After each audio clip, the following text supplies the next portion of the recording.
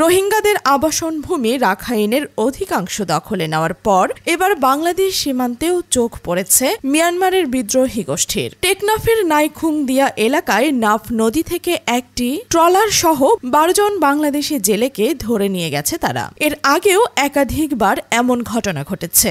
বর্তমানে সীমান্ত লাগোয়া এলাকায় বিদ্রোহী গোষ্ঠী ও জান্তা সেনাদের মধ্যে চলছে তীব্র সংঘর্ষ।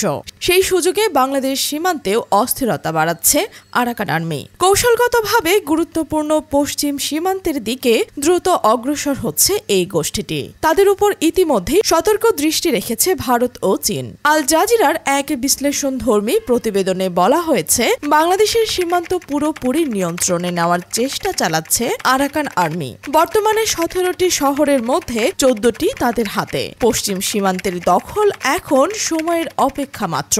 রাখাইন মিয়ানমারের পশ্চিমে বঙ্গোপসাগর ঘেঁষা অঞ্চল, যার সঙ্গে বাংলাদেশেরও সীমান্ত রয়েছে। সামরিক শাসকদের বিরুদ্ধে জয়লাভের পর বিদ্রোহীরা রাজধানীর বড় অংশে নিয়ন্ত্রণ বিস্তার করেছে। পাশাপাশি তারা কৌশলগতভাবে আরও এগোচ্ছে কিয়াকফিউয়ের দিকে। সেখানে রয়েছে ভারতের একটি গুরুত্বপূর্ণ বন্দর প্রকল্প, তেল গ্যাস পাইপলাইন এবং চীনের বেল্ট অ্যান্ড রোড ইনিশিয়েটিভের কেন্দ্রস্থল গভীর সমুদ্র বন্দর। এই অগ্রযাত্রার কারণে বাড়ছে মানবিক বিপর্যয়। জাতিসংঘ সতর্ক করেছে, জান্তার অবরোধে 2 কোটির বেশি মানুষ অনাহারের ঝুঁকিতে। শীতেতে আটকে পড়েছে হাজারো সাধারণ মানুষ, যেখানে কেবল আকাশ ও সমুদ্র পথে পৌঁছানো সম্ভব।